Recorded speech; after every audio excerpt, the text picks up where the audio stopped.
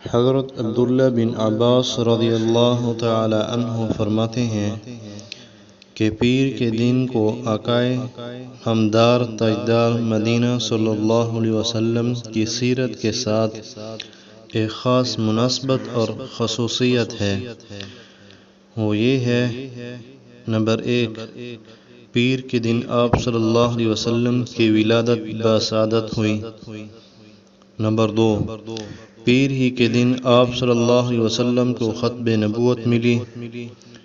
Number 3، آپ صلی اللہ علیہ وسلم نے پیر کے دن حجر اسود کو اپنی جگہ رکھا۔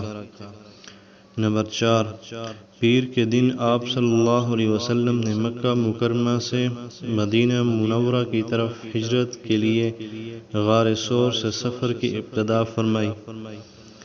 نمبر 5، پیر کے دن آپ صلی اللہ علیہ وسلم مدینہ منورہ پہنچے۔ نمبر 6، پیر ہی کے دن آپ صلی اللہ علیہ وسلم کی وفات کا سانحہ پیش آیا۔